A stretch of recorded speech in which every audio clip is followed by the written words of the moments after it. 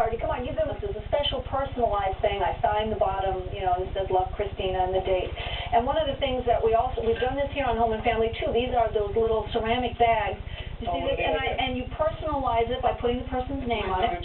Well, then wonderful. We'd love to give this to you, Jennifer, as a gift from us, from Home and Family to you. We've made caramel corn. You put them in plastic, wrap them up, put a pretty ribbon. These make wonderful gifts for your children, for the teachers. You know, you put the teacher's name on it, and they can bake their little cookies or whatever and give them to the teacher. I include this in as a little personal thing that I like to add in. And then these tins, like I said, we make cookies, and you just open them up, and I make cookies and brownies. Here are those little wedding cookies, you know, the traditional cookies.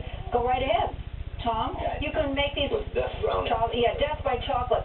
And let me see where I am here. Oh, what I do is I make the cookie dough. I start in October, and I just... You made this the other day. Yeah, I make the dough, I wrap it up, and I put it in the freezer, and I just leave it there until I'm ready to make these baskets in December, and all I need to do is spend a day or a weekend just baking the cookies. The dough will hold in the freezer? The dough, if it's frozen, yes, you take it out, and then you just bake your cookies all day without making the mess. What I also do now in the back of it, I make sauce.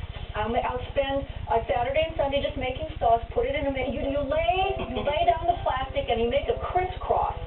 You put it like a cross, rather. And then you make sure that you have enough on the top. I'm taking the basket off now because I'm lying my other plastic in the opposite direction. So you're making a cross.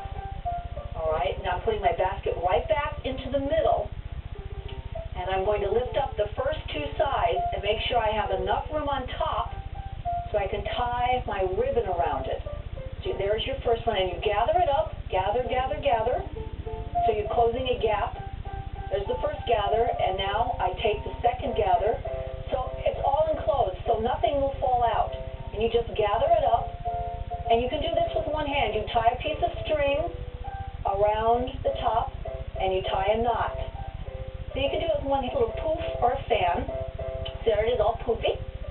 All right, now, any of the cellophane that's sticking out on the side, you roll it up very tightly, and you put a Scotch tape on the bottom, and that will hold it in place.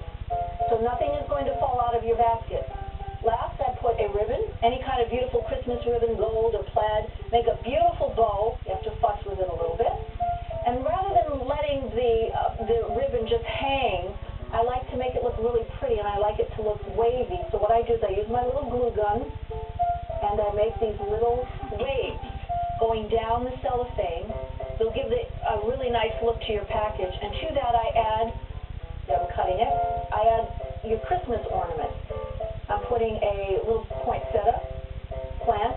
It's fake. You glue gun it on. There's your poinsettia. I'm going to add a little tiny gold package to give it a little bit of a flair. And voila.